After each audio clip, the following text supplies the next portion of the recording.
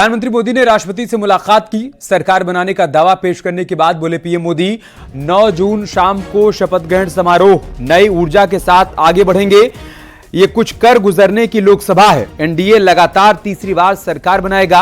हम उसी गति से काम करेंगे जिस गति से काम करते हुए यहां तक पहुंचे हैं। ऐसी तमाम बातें प्रधानमंत्री मोदी की तरफ से कही गई हैं। राष्ट्रपति से उन्होंने मुलाकात की। राष्ट्रपति ने उनको सरकार बनाने का न्योता दिया है और वही न्योते की कॉपी प्रधानमंत्री मोदी ने मीडिया के साथ साझा की, वो दिखाई है और साथ ही साथ अपनी बातों को भी रखा है और कहा है कि बहुत तेज गति के साथ काम करने का ये समय है। साथ ही उनकी तरफ से यह भी कहा गया कि हम उसी गति से काम करेंगे जिस गति से काम करते हुए 10 बरस की यात्रा हमने तय की है।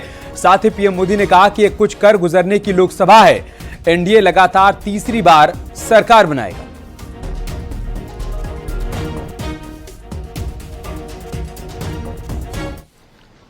एक बहुत महत्वपूर्ण पड़ाव ये 18वीं लोकसभा है। साथियों, एनडीए सरकार को तीसरी बार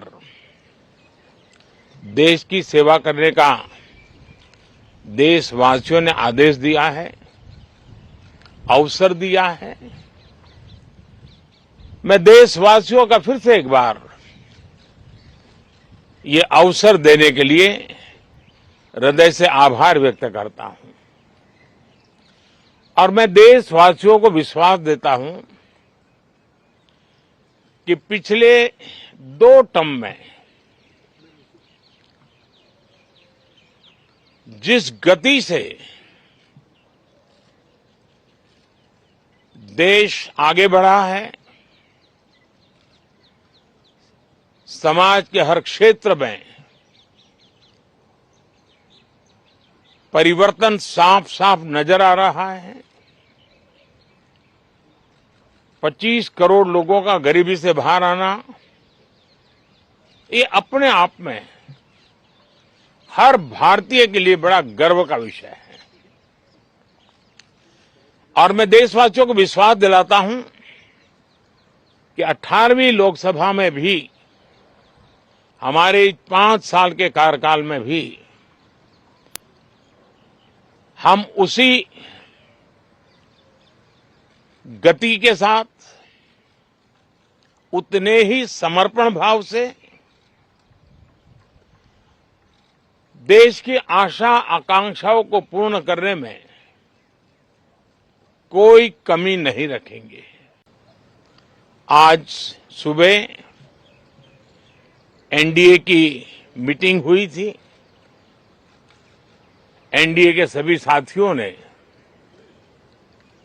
मुझे फिर से एक बार इस दायित्व के लिए पसंद किया है और सभी एनडीए के साथियों ने राष्ट्रपति जी को इसकी जानकारी दी और राष्ट्रपति जी ने मुझे अभी बुलाया था और मुझे प्रधानमंत्री डेजिग्नेटेड के रूप में काम करने एक नियुक्ति दी है और मुझे शपथ समारोह के लिए और मंत्रिपरिषद के सदस्यों के सूची के लिए उन्होंने सूचित किया है। मोटे तौर पर मैंने राष्ट्रपति जी को कहा है कि हमें 9 तारीख शाम को सुविधा रहेगी। अब बाकी डिटेल तो राष्ट्रपति भवन वर्कआउट करेगा और हम तब तक मंत्रिपरिषद की सूची राष्ट्रपति जी को सुपुर्द करेंगे। उसके बाद शपथ समारोह होगा।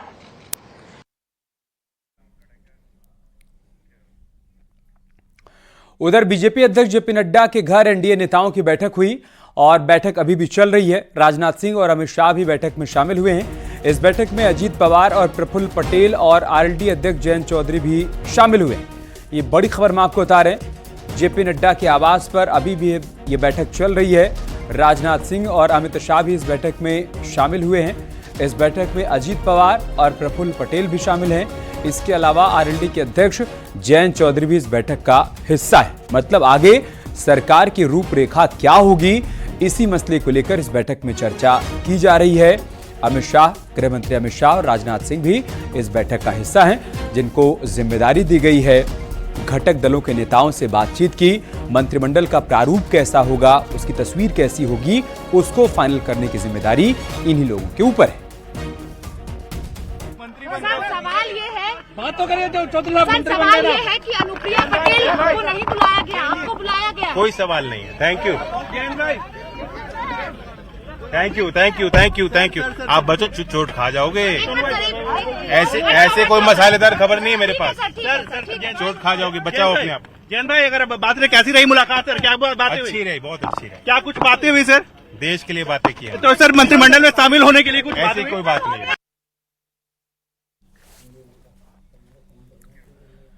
पीएम मोदी ने वाराणसी से लोकसभा का चुनाव जीता। वाराणसी के बीजेपी नेताओं ने दिल्ली आकर पीएम मोदी को जीत का सर्टिफिकेट सौंपा। पीएम मोदी ने वाराणसी के बीजेपी नेताओं से बातचीत की। जीत के बाद उम्मीदवार या उनके प्रतिनिधि को जीत का सर्टिफिकेट चुनाव अधिकारी सौंपते हैं। पीएम मोदी की जगह उनके प्रतिनिधियों को चुनाव अधिकारी ने जीत का सर्टिफिकेट सौंपा था। वो सर्टिफिकेट अब उनके प्रतिनिधियों और बीजेपी नेताओं ने पीएम मोदी को सौंप दिया है।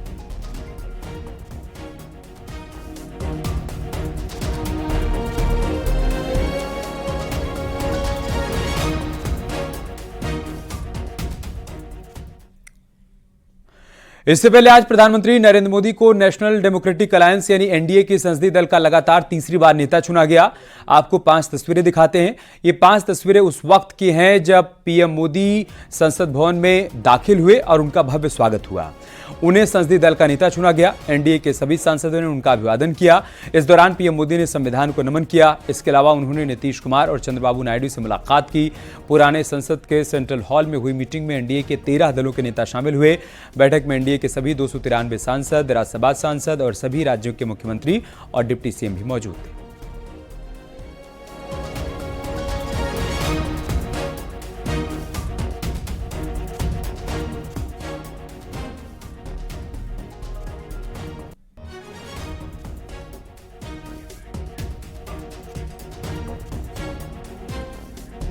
तो बीजेपी अध्यक्ष जेपी नड्डा ने स्वागत भाषण दिया। रक्षा मंत्री राजनाथ सिंह ने प्रधानमंत्री पद के लिए नरेंद्र मोदी के नाम का प्रस्ताव रखा।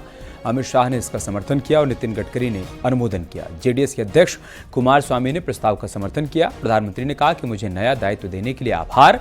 मेरा एक ही लक्ष्य है, भारत माता और देश का विकास। इस मौके पर पीएम मोदी ने ईवीएम को लेकर विपक्ष पर निशाना साधा। पीएम मोदी ने कहा कि इस बार ईवीएम ने विपक्ष के मुंह पर ताला लगा दिया। 4 जून से ईवीएम ठीक हो गया, फिर 2029 में ईवीएम पर सवाल उठाए जाएंगे।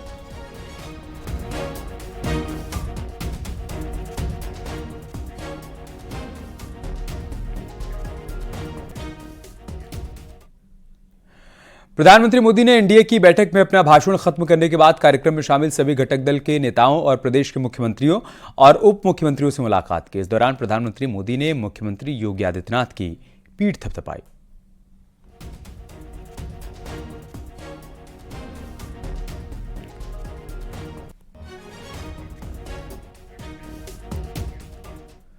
एनडीए की ओर से संसदीय दल का नेता चुने जाने के बाद प्रधानमंत्री मोदी ने बीजेपी के वरिष्ठ नेता लालकृष्ण आडवाणी और मुरली मनोहर जोशी से उनके घर जाकर उनका आशीर्वाद लिया। मुरली मनोहर जोशी से आशीर्वाद लेने के बाद पीएम मोदी ने पूर्व राष्ट्रपति रामनाथ कोविंद से भी मुलाकात की है। 3 तस्वीरें हम आपको दिखा रहे हैं। पहली तस्वीर लालकृष्ण आडवाणी के आवास की है। पीएम मोदी ने उनसे मुलाकात की, उनका आशीर्वाद लिया। दूसरी तस्वीर पूर्व राष्ट्रपति रामनाथ कोविंद से भी मिले प्रधानमंत्री मोदी। पूरे परिवार के लोगों से उन्होंने बातचीत की। और तीसरी तस्वीर जोशी जी के घर की है। बीजेपी के वरिष्ठ नेता मुरली मनोहर जोशी से भी प्रधानमंत्री मोदी ने मुलाकात की और उनसे आशीर्वाद लिया।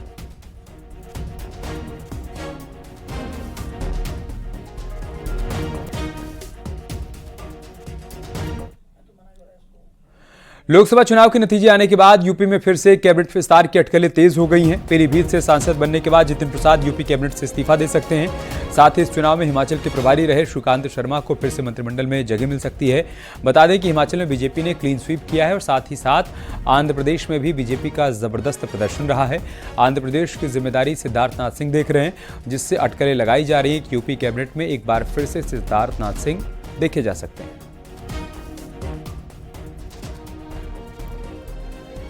लोकसभा चुनाव के नतीजों के बाद एक बार फिर केंद्र में मोदी सरकार बनने जा रही है और उत्तर प्रदेश के लिहाज से अगर बात की जाए तो उत्तर प्रदेश सरकार के कई मंत्री चुनावी मैदान में थे। इनमें 2 मंत्री सांसद बन गए हैं, उनमें जितिन प्रसाद और अनूप वाल्मीकि। अब ऐसे में उत्तर प्रदेश में मंत्रिमंडल का विस्तार होना है और ये 2 जगह खाली हो गई हैं और नए चेहरे के रूप में अगर बात की जाए उत्तर प्रदेश यानी कि योगी मंत्रिमंडल के रूप में तो श्रीकांत शर्मा के नाम की चर्चाएं तेज हैं। इसके अलावा कई मंत्रियों के परफॉर्मेंस के आधार पर विभागों में भी बंटवारा किया जाना है।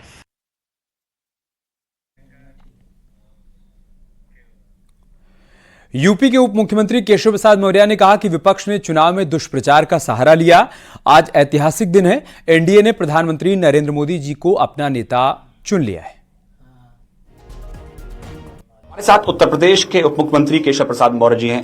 सर, आज प्रधानमंत्री को एनडीए ने सर्वदलीय रूप से अपना नेता चुन लिया है। भारत के इतिहास की ऐतिहासिक घटना है। 60 साल में तीसरी बार प्रधानमंत्री बनने का और एनडीए द्वारा प्रधानमंत्री बनाने के लिए सर्वसम्मति से उन्हें राष्ट्रीय जनतांत्रिक गठबंधन जो एनडीए है उसका नेता चुना जाना यह देश के 140 करोड़ लोगों के लिए गर्व की बात है। मैं माननीय प्रधानमंत्री जी को इस अवसर पर बधाई देता हूं। उन्नाव से लोकसभा सांसद चुने गए साक्षी महाराज की हैट्रिक पर झंडेश्वर महादेव मंदिर में धार्मिक अनुष्ठान किया गया। जीत से उत्साहित कार्यकर्ताओं ने जमकर आतिशबाजी की, मिठाई खिलाकर जीत का जश्न मनाया। बीजेपी नेताओं ने इसे जनता और कार्यकर्ताओं की जीत बताते हुए कहा कि विपक्ष के लोगों ने जनता को गुमराह किया। सर्वप्रथम झंडेश्वर बाबा के चरणों में नमन करता हूं और जनपद वासियों को उन्नाव की इस ऐतिहासिक जीत की हार्दिक शुभकामनाएं बधाई देता हूं। साधारणतया मैं कह सकता हूं कि यह जीत मोदी जी की केंद्र में जो सरकार चल रही उसके द्वारा जनहितकारी जो कार्य किए गए, देश विदेश में भारत का नाम गौरवान्वित किया गया। हमारी विदेश नीति, हमारी रक्षा नीति, हमारे जो गृह संबंधी विवाद थे उनको हल करने की क्षमता और साथ ही साथ गांव, गरीब, किसान, महिला, नौजवान की सेवा करने का जो काम उन्होंने किया उसकी जीत है। इटावा लोकसभा सीट से समाजवादी पार्टी के जितेंद्र दोहरे सांसद चुने गए।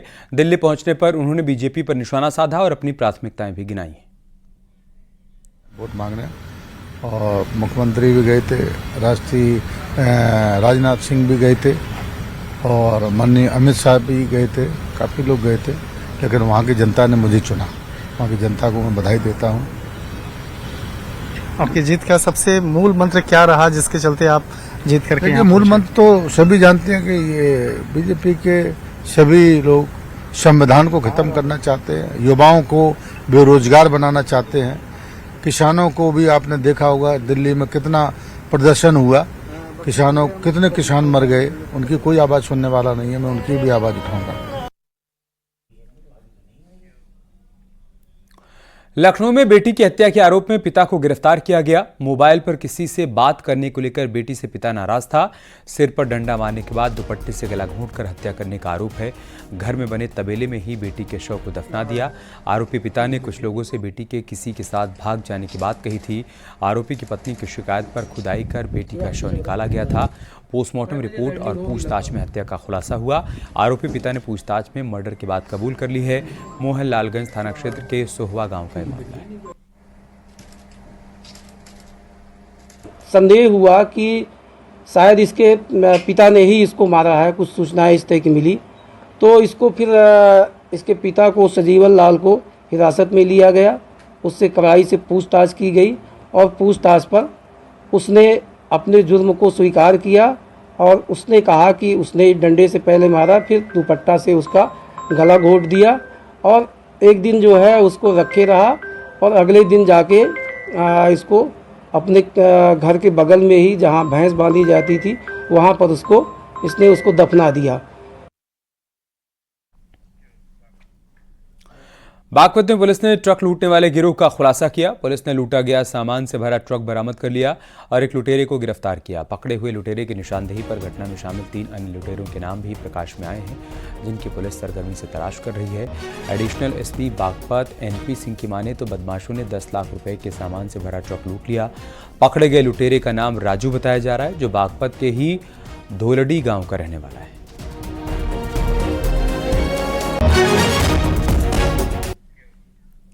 यहाँ रुक रहे हैं छोटे से ब्रेक के लिए, जल्द लौटें कुछ और खबरों के साथ।